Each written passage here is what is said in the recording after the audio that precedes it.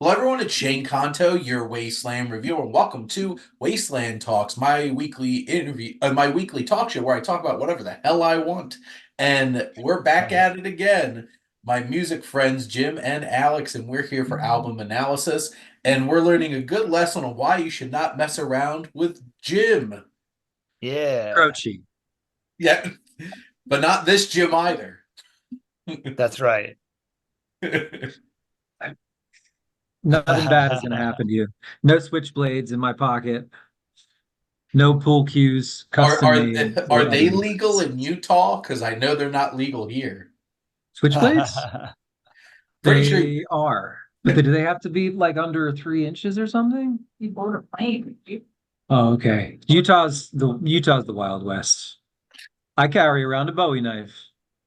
Oh, There you go. That shit get you locked up in New Jersey. But I'll we're find not other here to ways to talk get about locked that. up. No. But this was Jim. Jim, was this your pick or is this Alex's pick?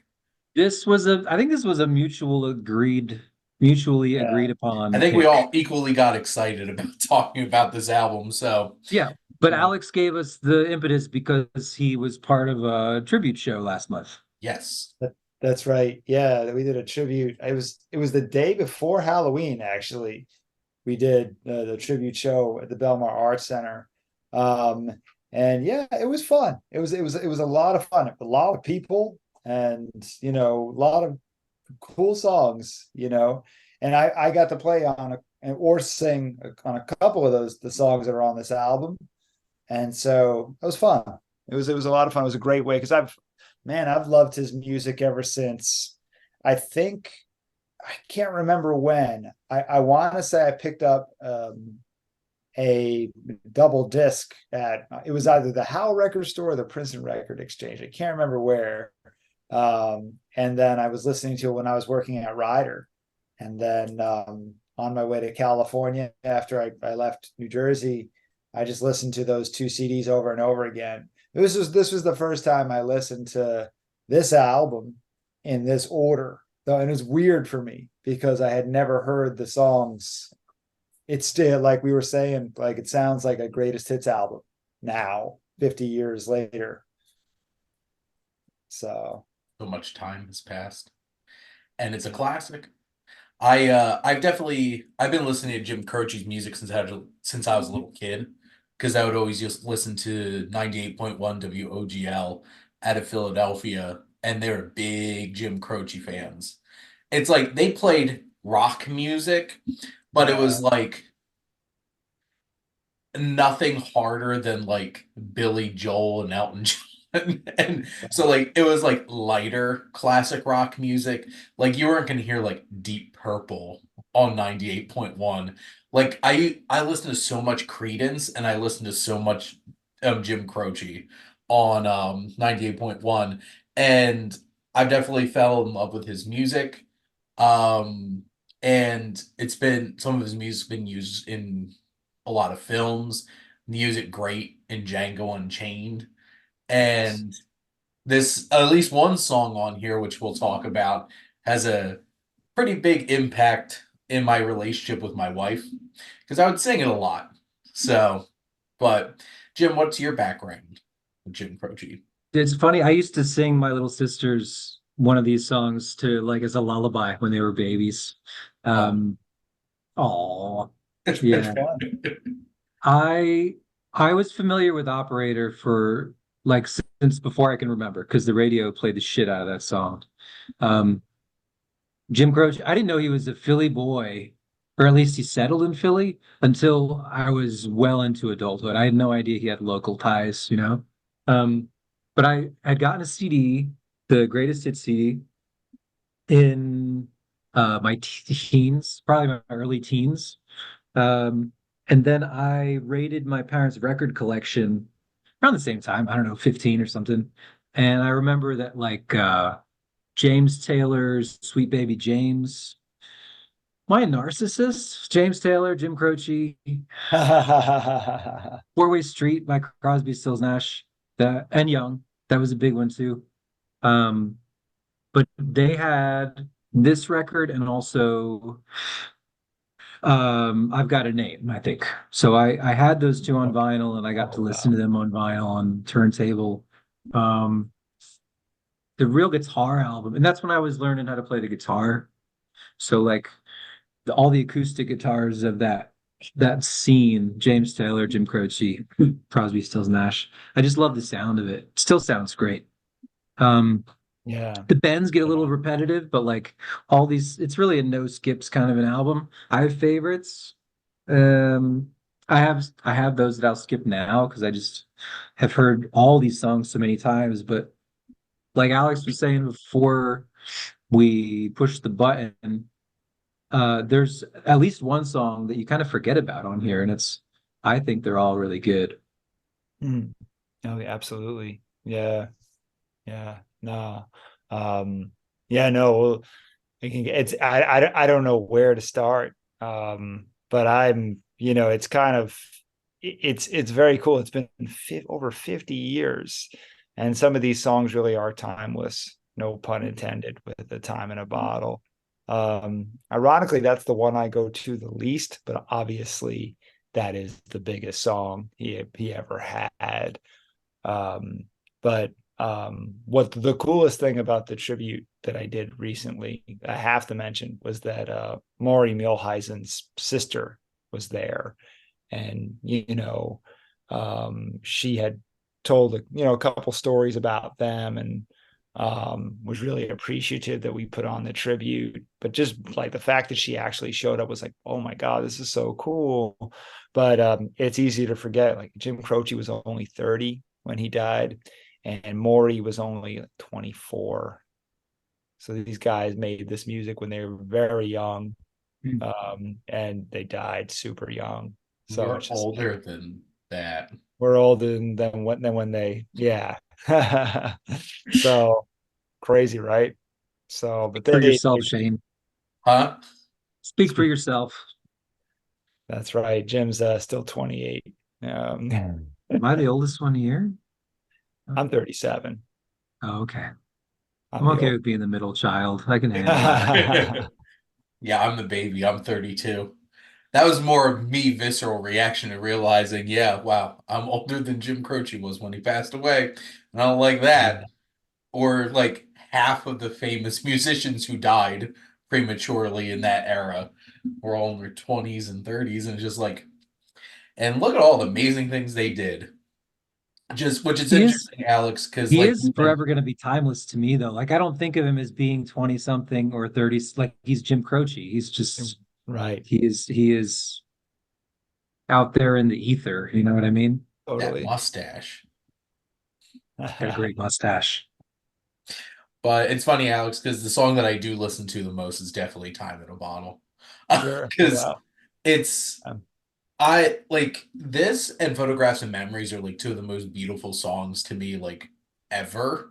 mhm. And like especially the line, like the one part where it's like, if I had a box just for wishes and dreams that had never come true, the box would be empty except for the memory of how they were answered by you. It's just Mhm. like one of the most romantic things I've ever heard anybody Yeah. utter ever. Right.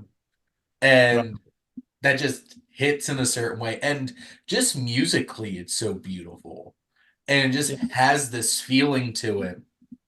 And honestly, if I'm sitting in my car and it's not like loud out and I'm just driving and that comes on, I get emotional. Just Oh, like yeah. Oh, sure. it's a little harder to get emotional when you're like on the highway and you just hear like "Grrr" all around you, but like you're like driving on like a street late at night and this just comes on, like Sure. you have a visceral reaction to it. And also, my wife couldn't listen to this for 3 years that we weren't together because I ruined it because I sang this to her. So, Yeah. But and it just like made her think of me. a lot of it is romantic. Yeah, Yeah. and I think that's a touching story. I mean, it's sad that she didn't want to listen to the song when you guys weren't together, but it's She kind of couldn't listen to beautiful. Sledgehammer either, but that's for like that's not a romantic song. So That's very different. Very different My vibe. wedding go-to, man. That's my wedding request. Sledgehammer? that Heck yeah. was at my wedding. So I Sorry. requested it. I wish Jim could have So, been but there. no, it's such a beautiful song, and Yeah. Jim Croce's music, like I mentioned before, has permeated a lot of pop culture, and I rewatched X-Men: Days of Future Past on my birthday movie marathon this year, and Uh, ah, yeah. that was so inspired to have that Oh yeah. Quicksilver scene to Time in a Bottle, It's and it true. was so good. That's kind of what started it. X-Men and Django. I think Django came out first, if I'm not, I can't remember, but you know, Yes, Django and came out in so 2012. Days of Future Past was 2014. okay. Yeah. So like those movies, I remember they felt like they were so close to each other. And And the movie that's sort of what started it for me. Invincible with Marky Mark playing Vince Papali. That had I think that had You've Got a Name uh, in it. Oh, really? Oh, So I had that soundtrack because that movie okay. was the first time I ever heard Stranglehold by Ted Nugent, and I was hooked. I'm just I like, still haven't seen Invincible. I'm kind of embarrassed to admit. I've never seen that wow, movie. you're from the Philly-esque area and you haven't watched Invincible, Jim? Yeah, I have to, I think, as it yeah, I've got to. You're from the greater Philadelphia area. You're from the Delaware Valley. You have to watch it. John DeBella. But no, Time in the Bottle definitely, and Photographs and Memories, which that your song hits big when you name your greatest hits album after it. Uh, and like some of these songs, crazy because like if you watch, if you listen to Photographs and Memories and Time in a Bottle, it's not even 4.5 minutes combined. Right. Exactly. And that was the other thing I noticed. I was listening to it with Leia before, and I realized a lot of these songs are 2.5 minutes or less, Yeah, you know. Time in a Bottle's 2:30. Actually, I have it up right. 2:24. Photographs and 2:24. Memories is literally 2 minutes and 3 seconds. Exactly. Yeah. That means you could say so much with 2.5 minutes. That's kind of brilliant to be able to do that. Even a song like, one of my favorites, Box Number 10, like, yeah, it's longer. It's 2:22, but even by the time he gets to the end of the first chorus, you get it. You get what that song is. They could have ended it after the first chorus. I'm glad they don't. But um but it's like we actually added a solo section when we played it because it's so short. I think if you're going to play these songs live, you probably should add like a solo verse, um, because otherwise every song you're going to be off the stage in like 20 minutes. If you have like a 10 song, Leave them wanting more. right, there you go. But I think on a record it works. It just works beautifully. Yeah, that's all you really need, I guess, right? This is not your traditional folk balladry with like 10 verses to tell an epic Right. sprawling story. This isn't the Like Hurricane or like, I don't know, like Ballad of idiot wind or Idiot Wind. I do love that song though. I don't Yeah, either. this is not Bob Dylan at all.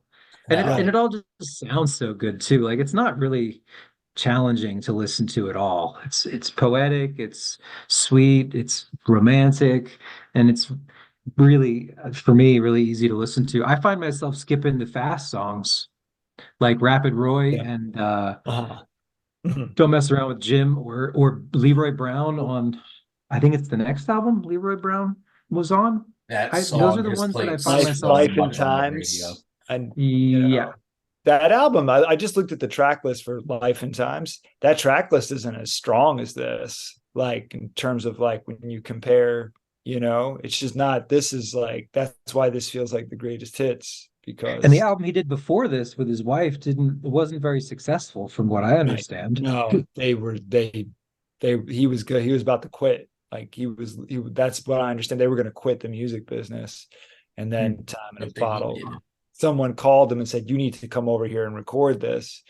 My understanding is he was recording it with the idea that it was going to be given to somebody else. was going to have somebody else record it, and they were like, "No, why don't you do it?" And then that's He kind has a of, voice of an angel. he did have a great voice. Yeah, classic, ageless, timeless, right? I went to a little song summit up here in Utah in Park City this past summer, and I got to listen to podcasts conducted by Joe Pug with um the guy from St. Paul and the Broken Bones. Oh, And I okay. can't remember his last name, but the lead singer from St. Paul and the Broken Bones. And I remember him saying that like it's never like the breakout album doesn't come when you go, this has to be our breakout album. You just kind of you make the songs, you see it through, and if you know if it connects with people, it connects with people, but you can't just will it, you know what I Can't mean? force that. Yeah. Yeah. But and it seems like he was kind of at the same place where he was thinking about quitting the music business. And so he and his friend wrote a bunch of songs and they were like, we're going to see it through. And then like he's 10, what, 12 years into his career at this point. Um, Jim Croce didn't make it that far, Yeah. unfortunately. Yeah. But it's weird Yeah. how it happens that way, you know? Sure. Sure. There's a lot of stories like that. That's why you never know. Yeah. You just kind of, you have to have confidence, something go, but he really did work it. I mean, my understanding was he played everywhere. He just played everywhere he could. He just worked himself into the ground, playing everywhere and anywhere. Um, that's at least that's the story I've been told. And so I could see why he'd be burnt out. He's 30 when he dies. He looks like he's in his late 30s. Like if you Which watch is like why I was so shocked when you said he was 30, because Jim Croce didn't look like he was 30. he looked like he could have been 42, in that midnight special that he hosts the midnight special with, it looks like he's 42. Like that's a lot of cigar smoke and whiskey and The That was a mustache. lived-in 30 years old, yeah. Huh. I which do know that he played some rough places. I don't remember why I heard this story, but it like apparently he was playing somewhere where people would throw in beer bottles. And it reminded me of that scene from Blues Brothers where they're like behind the chicken wire should or have played behind a cage or Rawhide. something. Yeah. Uh, It's one of those things where it's like he must have played some rough places, been some rough places, coming up with Don't Mess Around with Jim and Leroy Brown, because it's like those kinds of I love songs like that because they tell such a fun story. And it's just like so detailed, and obviously they both end very beautifully. But it's one of those kinds of things where like he was able to balance writing very beautiful, poignant songs, and then some of the most fun songs to just sing along with. Like I Yeah. imagine a bunch of drunk people at a bar just saying like, "Don't tug on Superman's Oh don't yeah. spit into the wind." And Oh yeah. just that whole entire part is just like those just seem like fun songs to have on with a whole bunch of people just singing along to them. Right. And that's the thing that I kind of appreciated about playing one song that I played guitar on was it's not on this record, but it's like Rapid Roy. In fact, one of the guys wished that were doing Rapid Roy in the song that we did with Speedball Tucker, which I think is on the next record. And it's Rapid Roy, that's Dark Car Boy. No, no, no, no. Like you want to Yeah. get into like it. Like Jim, before you said you skip over it, I used to skip over it too. I find myself listening to it more now that I kind of played on songs like that because there's like a rhythm to it. They were actually a lot of fun to play, and like you said, like Shane, they're fun to sing along to. Mhm. It's kind of weird if you're by yourself. Like if you're not weird, but like it's kind of hard to get into. It's harder to get into if you're by yourself, I Unless think. you're Shane driving in his car just singing Leroy Brown the whole entire time it comes on. 'Cause I Yeah. definitely do. Like 100%. I was listening to this on the way to and back from the movies because I could, it's only a 33-minute album today. And And I definitely was singing "Don't Mess Around with Jim," like Oh, sure. start to finish the whole entire time because they're just fun. And I find it like categorizing him like obviously he's a folk performer, Yeah. like bass wise, but like he's lumped in with like classic rock music so much, Mhm. and I'm not sure why, but like Bob Dylan is too. But it's like Right. one of those kinds of things where it's like transcended. He's not just like some folk singer that you're gonna go into like this tiny club and him just sitting there with a guitar. It's just he made music that really spoke to so many It's people. it's really funny because it is folk, it is like old country. Some of it's like old Yep. country, right? You know, um, the his guitar player was a classical piano player. He played that, he was trained classically in piano, and then he basically just decided, well, okay, I'm going to bring that over to guitar.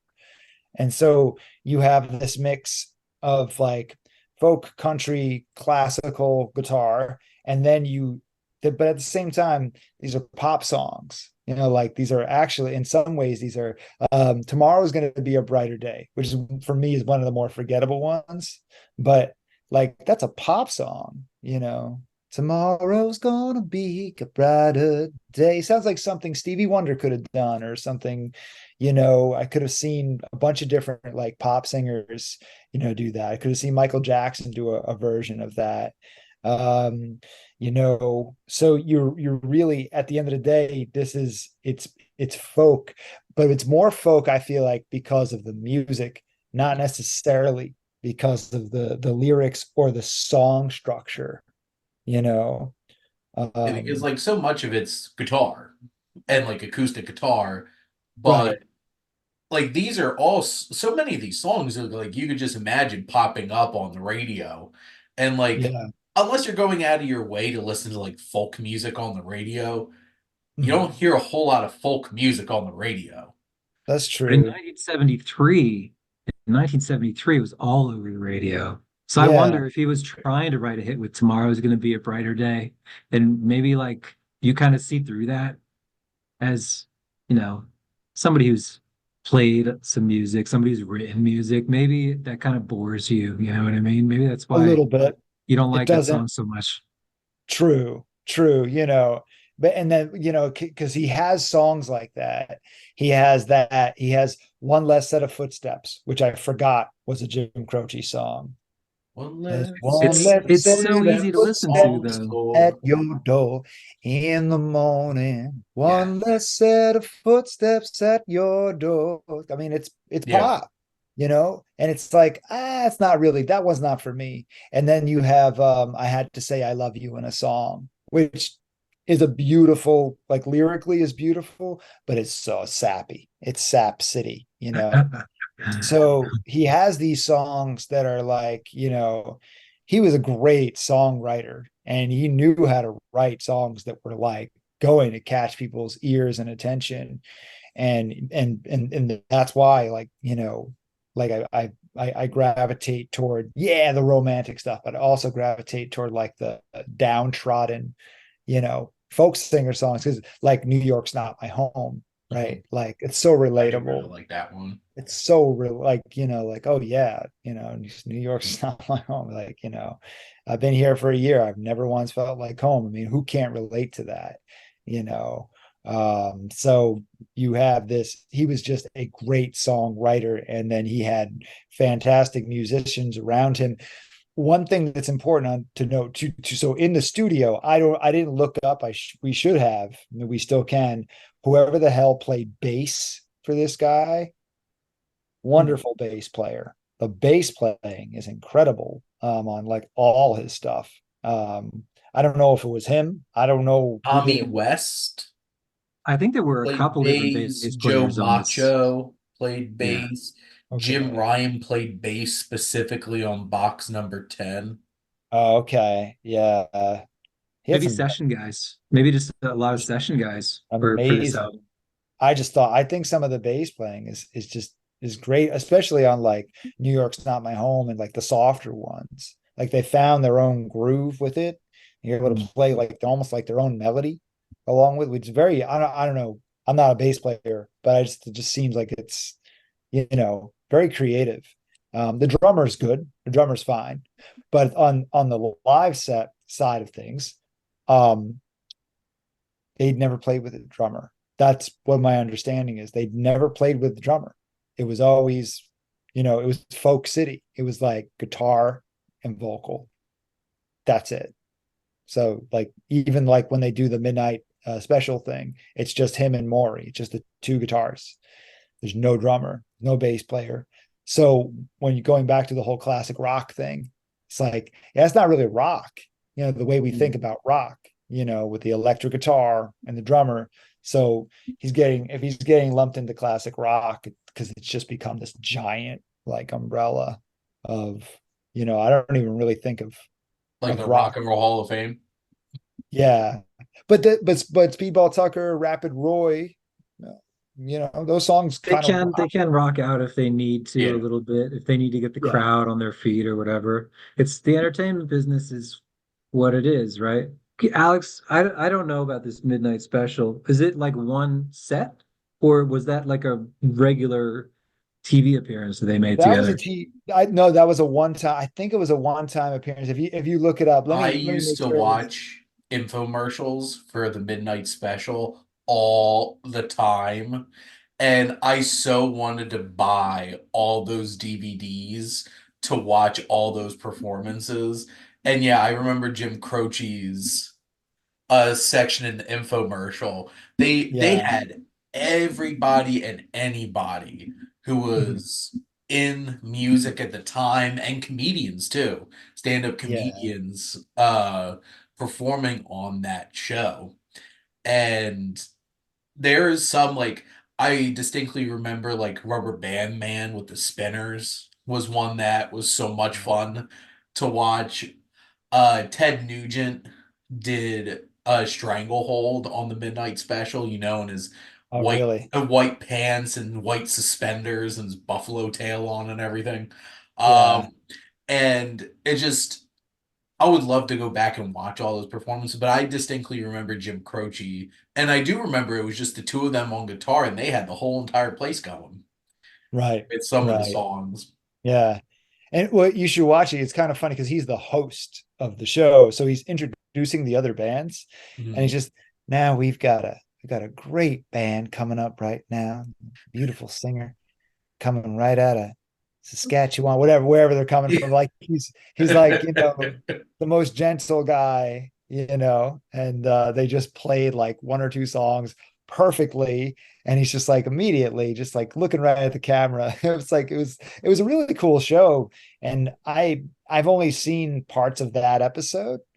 But yeah, really kind of amazingly talented acts from the 70s on that show.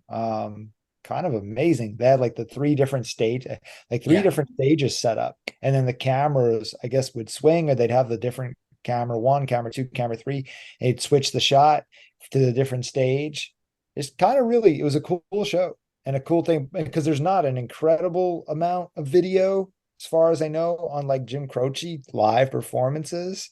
So when you like YouTube Jim Croce live, I feel like that's one of the first things that's going to pop up, which is kind of sad. There's a radio spot that he did that you'll find on YouTube, but there's not like an incredible amount of like live footage. I don't think of Jim Croce out there. I kind of have to see what else is out there.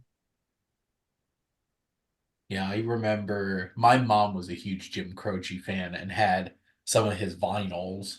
I remember, unfortunately, her vinyl collection all got dry rotted in the attic, so I never got to Wow, listen to any of them, which sucks. Oh that's no. But yeah. she had a couple of Jim Croce. That was one of the reasons why I listened to Jim Croce so much, because my mom loved Jim Croce. And I definitely fell in love with Jim Croce. But yeah, there's like this is a 33-minute album with 12 songs on it.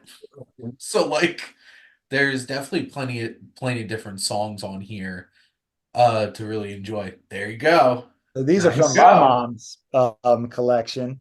Actually, I have to see if these still work. But here, I forgot I actually have this one. I think Yeah. those are This the is Life same in records Time. I have. What is the second one there? I've got a name. So this is Don't Mess Around with Jim. This is Life and Times. Oh, This Life and is Times. So one. Life and Times is the other one that I have in my collection too, then. Yeah, there you go. One less set of steps, Speedball Tucker. Doesn't have to be that way. Bad Bad Leroy Brown. That was the big, that was on this one. So Hmm.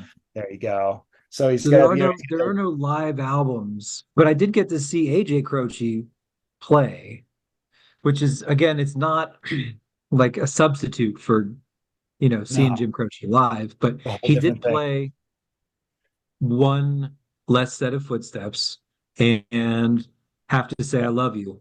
Played both of those songs in the set. I remember those Yeah. are I don't know, they're crowd pleasers, you know? Oh yeah, absolutely. Oh no, no, they're good songs. They're definitely good songs. Um, but yeah, no, my favorite part of seeing him was when I don't know if he did this with you, he had people yell out what songs they wanted him to play. They say, "Oh, I'm taking requests," and everybody in the whole theater just starts yelling out, all these different, Jim Croce songs. And then he actually was like, you know what? Okay, we'll do that one. So it's I don't pretty. remember. I think Remembered. he did take requests, but I don't remember what he played at that point. I forgot. I think he did Speedball Tucker or Rapid Okay. Roll, one or the others for us. One of the more Yeah, upbeat songs. it was funny though. It was very funny. Um, but yeah. I Do you guys have a song from this album? Because I know I do. That's why I'm asking it. But is there a song from this album that like you love that's not like considered a hit song? Yeah, I think I've had phases with this album or with the songs on this album, maybe. Because like I said, I knew probably Operator like since I was a kid. And It's an then amazing song. um Photographs and Memory. No, probably the next one that I knew would have been Time in a Bottle, and then Photographs and Memories. Maybe, and then You Don't Mess Around with Jim. So Okay, all the others after that are kind of like B-sides to me. But true. so I forgot that we were recording 30 minutes later than usual. So I just ran through it again while I was waiting Convenient. to jump on Zoom. Sorry. No, no, I mean, it's an easy 33 minutes, right, Shane, for There you the go. whole album, right? And I did skip Rapid Roy this time through, so it was about 30 minutes exactly. There you go. Um, I think my second phase with this record was like New York's Not My Home, um, Box Number 10, and Hey Tomorrow. Those I got into like the next level, I guess. Oh, interesting. Um, Okay. And then I still like all those songs, but a long time ago too, this time through, I really enjoyed it. Hmm. And I also kind of enjoyed the optimism of the whole album. Like, um, Hmm. Alex, I think you said something about there being like a downtrodden kind of a blues man troubled theme Yeah, to this record, but even with all that, it's really optimistic. So that's what stood out to me this past listen, like today. Um, the songs, like Box Number 10 is a depressing story, but the song is really upbeat. Um, I think Box Number 10 is a dark comedy. I really look Dark at that. comedy. That's how I look at that song. I laugh and I want to cry every time I listen to it. I love it. I love that song. That's my favorite. That's my favorite, like non-hit of his. I think the one that stands out to me the most out of like if you're taking out like Don't Mess Around with Jim, Photographs and Memories, Operator, Time in a Bottle is probably New York's Not My Home. Because I feel Yeah. like it's such a relatable experience of going somewhere and just not feeling right. And Yeah. as somebody who has told anybody who's ever asked, I was born, bred, raised, and I will die in New Jersey. Uh, I I am not the most adventurous of people. I have very specific needs in terms of like there better be a movie theater within 30 minutes or less of my home, or I'm gonna have a problem. But like it's one of those kinds of things where it's like I certainly go places, and after a while I'm like, I just don't feel right. And Sure. Oh like yeah. especially in New York City, I hate cities. Like the only reason I could ever imagine wanting to live in New York City is just for the movies. And Right. that's not enough reason for me to live in a really expensive city. And it's one of Sure. those kinds of things where it's like I could be there for a day and just be like, you know what? This doesn't feel right to me. But you know what? Yeah. I visited, goodbye. And it's one of those kinds of things where I imagine, especially with how how much time I think you have to put in to be a musician and the journey that he went on. I imagine there was a lot of times where he rolled into a town and just like there trying to make it work and like might not be working and realizing it's like I have to move on. And Sure. it's hard. Like I think in general, humans are creatures of habit. I know, Right. or those of us that are more adventurous than others, I am not one of them. I am a hobbit. It's like let that moss grow thick. Uh, but like this is one of those kinds of things where it's like I just there's something about the song that feels very raw and genuine about it that it really feels like a musician's song of like, yeah, Yeah. I've lived this experience, and it makes me feel like I would understand that experience despite the fact that I've never actually played music myself, besides the 4 months I half-assed try to teach myself guitar.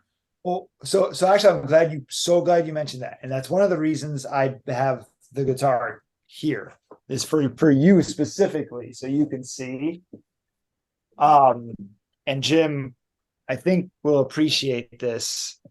Um, some of these songs are like super easy, like to just play the chords along with. So if you ever pick it up again, just so you know, like, you know, that's just an E major, right? Uptown's got its hustlers, Barry's got its bones. Now to an A major, big and dumb as a man can come. No, no, no, no. And then he gets into he does a B7, which is a little, tricky, but just because it's basically three chords. And then the chorus is don't tug on Superman's cape. A E pull the mask off of a Lone Ranger and you don't mess around with Jim. It's three chords. So if you want to 12 play bar. It's a 12 bar blues, right? Just popped right, up. well, it's 1 4 5. It's 12 bar blues. Yeah. So with the rhythm. So like a song like that is like really that's why he was such a great songwriter. And some of the best songwriters are doing these things with just some of the simplest progressions. And it's like the arrangement and the stuff around it. Like I said before, I didn't learn how to play Time in a Bottle, because that's a little bit more involved. Mhm. Um, it's more of that classical stuff. But like some of these songs are like, box number 10, Southern Illinois, coming down home country boys, a C, G, A minor, F. These are the magic chords. Cage chords, right? It's just the cage chords with an F. So it's just some chords, like if you can learn how to like, shape your fingers and put your chords. So like for anybody who's watching this, like Jim Croce is an excellent songwriter to study just because you'll see how simple some of the songs are, but then he'll throw in these little things that like trip you up, kind of like the Beatles. Like I haven't learned a lot of Beatles songs, but like whenever I try to learn something that John Lennon wrote. It's like the simplest thing, but then somehow or another, how did he like it trips you up somehow? Like always throw something in there. And so there's plenty of like room for listeners and people to kind of like engage with songwriters like this and be able to play those songs, like one or two or three easy, Jim Croce songs. Ironically, the funny thing is, actually, I think Operator and Time in a Bottle, despite the fact they're like the hit singles, I actually think they're a lot more complicated. There's a lot more going on, like progression wise, a lot more chords. They then say like box number 10, and you don't mess around with Jim. So and then you have all this just beautiful finger picking stuff. It's not terribly complicated musically necessarily, but there's like a lot of finger picking. So there's a little more, so you can kind of like be more advanced on the advanced end of guitar playing, or you could be like just a super beginner and like play along with some of this stuff. So no, it's really cool. I'm really glad you mentioned a long time ago, because I always love that song, but it's one that I forget about. Um, New York's Not My Home. I need to make a criticism about that one really quick before I forget, because when I was listening to it, I love the lyrics. I love the guitar playing. I like the song. The violins, get those out. I don't know why. I don't like the violins. There's also some sort of glockenspiel that it was some type of, I don't know what it is, like a, do do do do do. I'm like, I get that. I take that out of there. I like the harmonica. I like the guitar. I like the bass. I like everything else. Just get those two things out of there, and that song's fine with me. Do you like those? Remember we talked about Neil Young? I think it was the Heart of Gold Okay. album, right? I just don't like that. The folky sound with the orchestra. Oh, the It just man's got a clashes maid. to A me. man needs a maid. A That man one. needs a maid. Yes, that one.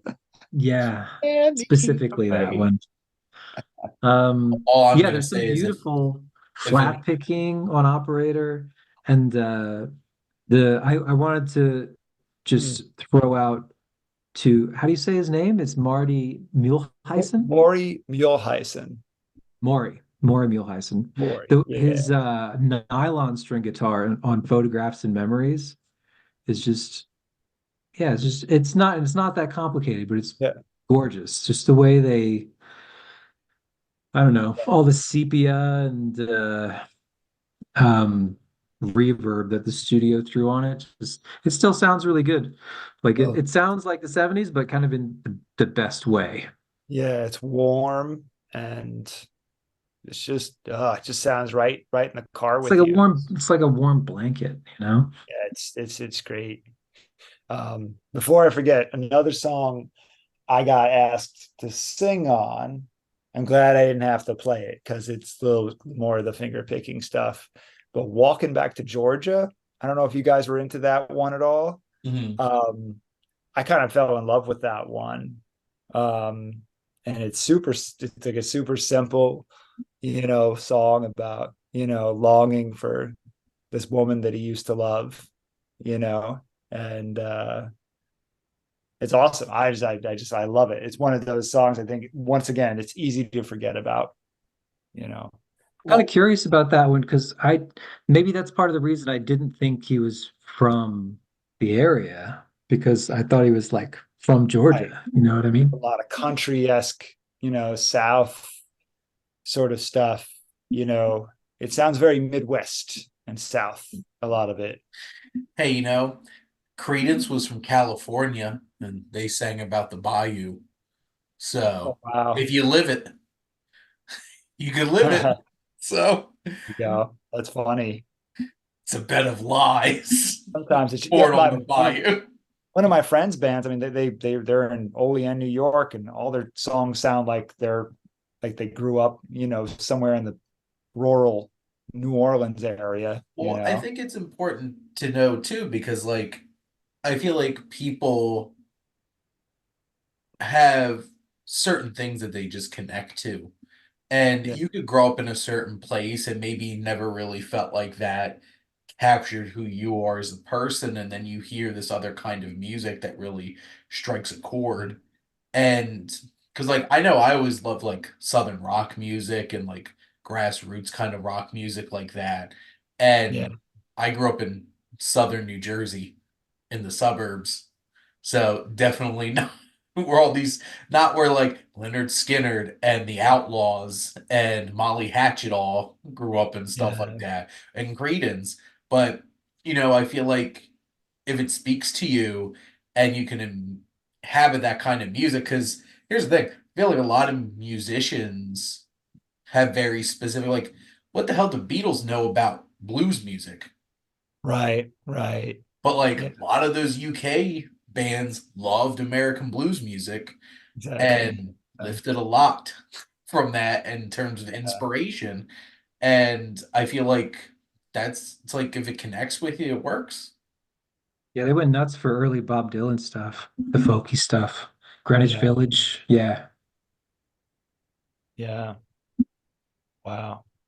Wow, that stuff is timeless. Yeah, because I just wanted to check because Original. yeah, Jim Croce was born in Philadelphia, Pennsylvania. He's a Philly There you go. boy. There it is. Yeah. And raised, And more. to be fair though, Philly's like the backwater of the Tidewater region, and South Jersey's like the deep south of the north. So Because technically parts of South Jersey are below the Mason-Dixon line, and feels everybody that there way. thinks they are. So Yeah. Yeah. it's very interesting. Uh, Maury was in Trenton. He was, I think he was raised in Trenton. So there you go. It's a Jersey definitely boy. local. Yeah, Jersey boy, local Well, folks. the one of the bass players who played the personnel on this album is from Jersey City. Oh, really? Okay. There you go. So Yeah, and there was musicians all over at the time. There's musicians all over now. It's both got some inspiring musicians here. and discouraging at the same time, but it's yeah, no, there's people everywhere. It's kind of neat. It's cool. Um, but yeah. I guess at this point, does anybody have anything else they wanted to talk about? I was gonna ask Alex if he was gonna play a song to send us off. Um, Yeah, I just enjoyed the optimism of the album today in particular. There was one lyric from Hey Tomorrow, which is the closer to the album. Um, it was I've been wasted and I've overtasted all the things that life gave to me. I don't know why that spoke to me today, but he was like, what, 25, 20 something four when he was making this album. And I think it takes a little bit of maturity to admit that like maybe some of your misfortunes are your own fault because you overindulged a little bit or you took it for granted. So, but I appreciated the optimism of the whole thing and the placement of that song in particular. Um, yeah, I don't know. Shane, anything else to say before? Honestly, the first 9 songs that come on this album, I already have like ingrained and new. hmm. So obviously, I'm a fan, and it was interesting hearing those other 3 songs towards the end because that's where it was like, this doesn't sound familiar, and like just appreciating those songs too. But no, like I love this album. This album's great, and I wound up doing a top 25 favorite albums list in my spreadsheet of all my random crap, and this was on there. This So is one of very them. good. Oh my Yep. God, that's awesome. Yeah, that's so cool. Yeah. All right, play for Sam. Okay, well then I'm gonna play my favorite song. My basically, so I'm not gonna play the whole thing. I'm just gonna play the last verse and the last chorus just to send us out. Well, back in Southern Illinois, no, Southern Illinois, still worrying about their boy. This boy's going home soon as he gets the fare. Well, as soon as I got my bread, got a pipe upside my head. They let me in the alley, took my money and my guitar too. Hello, mama and dad, I had to call collect, 'cause I ain't got a cent to my name.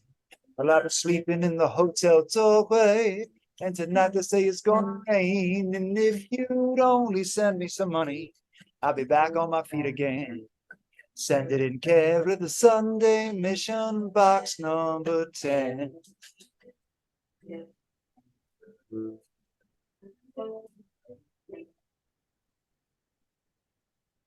Yeah. And that is the Something perfect about the way to crescendo wrap. of that song that's so satisfying, you know? Sorry, Shane. Do your Yeah, thing. I'm gonna mute again. that like walk down. Just the way that whole phrase kind of resolves itself. It's like, you know, any like classical music phrase, you know where it's going, and it's like when it gets there, you're just like, yeah. Really, it's just it is. It's very there's something I don't know how to describe it. Just that, you know, the lyric, Mama, I had to call. I ain't got a sense of my name. I've been sleeping in the hotel doorway, and tonight they say it's gonna rain. You'd only send me some money. Get back on my feet again. Going back to your optimism, right? Sent it in care of the Sunday Mission Box number 10. So it really, you know, it's like it really is. There's it's he needs help, you know, but you know, he's able to ask for it, you know, and but man, bad shit just keeps happening to him, you know, after these shows. So yeah, no, it's beautiful. It's beautiful stuff. I wish I could play more stuff from the album. That's like really the only one I have kind of down. So Well, Alex, thank you for playing us out. oh, you're welcome. And from Jim, from Alex, and from Shane, thank you as always for tuning in and always supporting your Wasteland Reviewer.